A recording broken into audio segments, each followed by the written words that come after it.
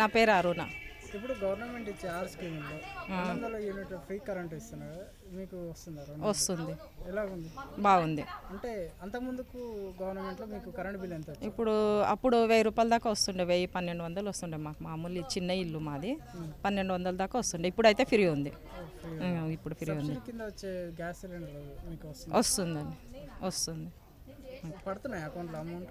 పడుతున్నాయి. అలాగే ఇప్పుడు ఫ్రీ బస్ అనేది మహిళలకు ప్రత్యేకంగా పెట్టారు. ఎలా బాగుంది ఫ్రీ బస్సులు అయితే చేస్తున్నాం, ఇంకా ఎక్కువ చేస్తున్నాం ముందుకైనా. అంటే పనులకు వాడుకుంటున్నారా ఎక్కడికన్నా? లేదు, ఎక్కడైనా పోవాలంటేనే వాడుకుంటాం.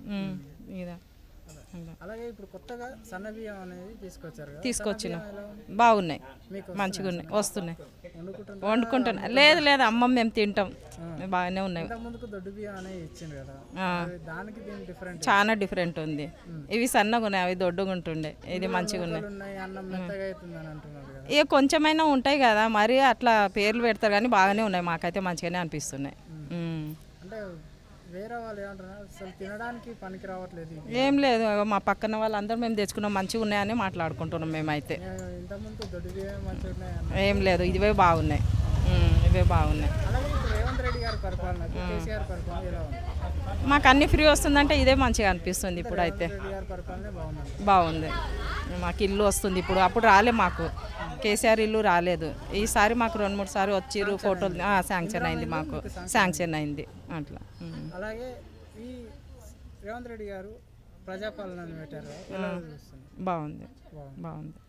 అలాగే ఇప్పుడు రేవంత్ రెడ్డి గారు మహిళలకంటూ కొన్ని స్కీమ్స్ తీసుకొచ్చారు, ఎలా చూస్తారు?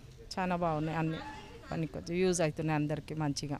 బిజినెస్ పెట్టడానికైనా ఏదైనా మాకు అర్థం కాకున్నా కానీ మేము గ్రూప్లలో ఉన్నాము, పోతే మీటింగ్లలో అంతా చెప్తారు కదా, మంచిగా ఉన్నాయి, అన్నీ బాగుంది.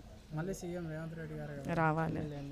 మీ ఎమ్మెల్యే శ్రీ గణేష్ అన్న, అవును రావాలి. మేము గెలవక ముందు కూడా నేను మాట్లాడిన మీడియాతోని, అన్న రావాలి మాకని మాట్లాడిన.